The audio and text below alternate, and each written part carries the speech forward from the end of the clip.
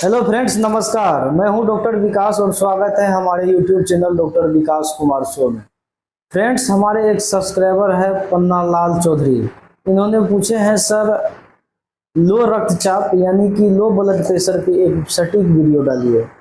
आज मैं उन्हीं पे बात करूंगा, लो ब्लड प्रेशर क्यों होता है और इसका लक्षण क्या है और इसका हम सही इलाज क्या करते हैं।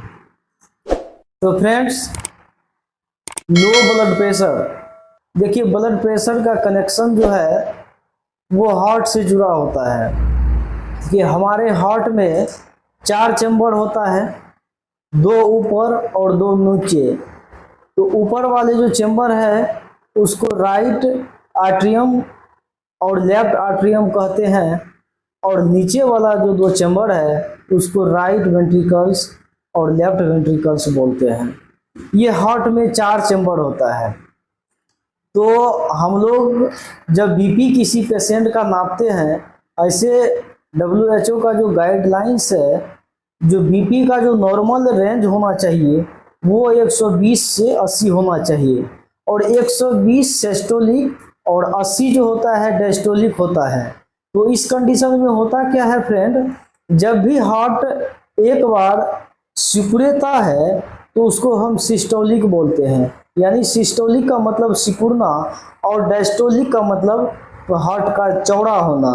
तो जब भी हार्ट एक बार सिकुड़ेगा तो पूरे बॉडी को ब्लड जाता है, और ये जाने की जो स्पीड है उसको हम सिस्टोलिक कहते हैं, जिसका नॉर्मल रेंज 120 से कम होना नहीं चाहिए।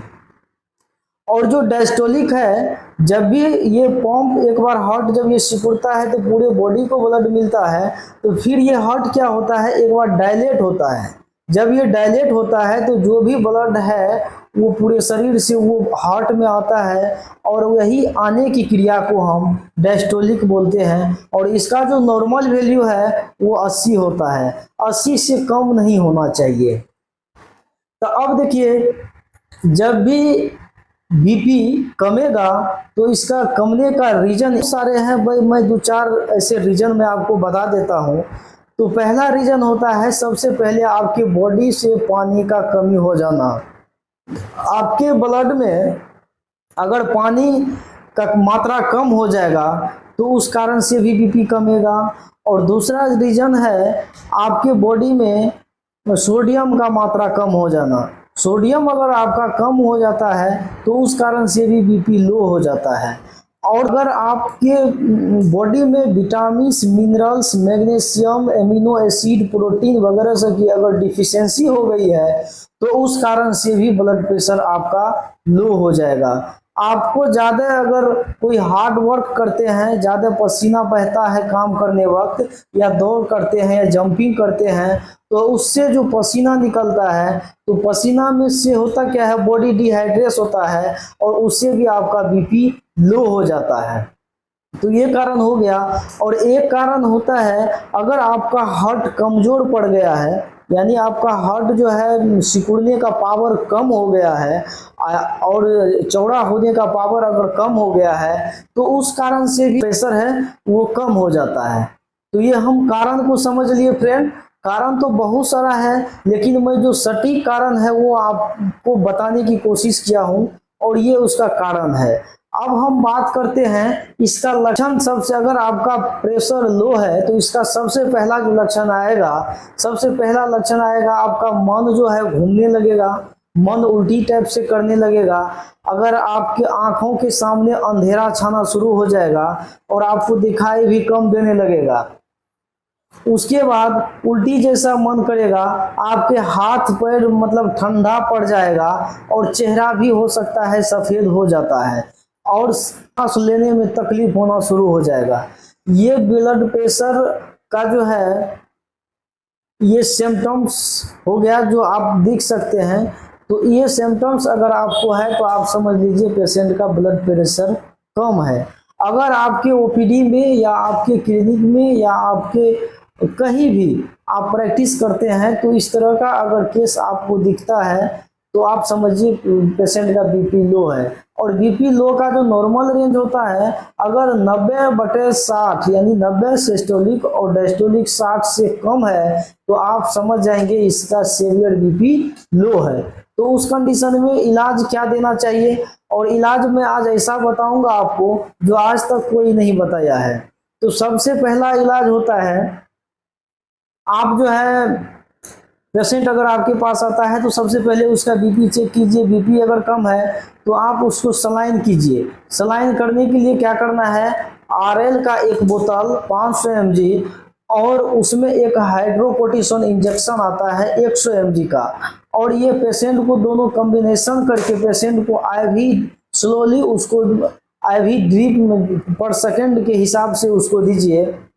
और उसमें हो सके पेशेंट को ज़्यादा कमजोरी है तो उसमें आप एक MVI एम्पुल भी मिला सकते हैं।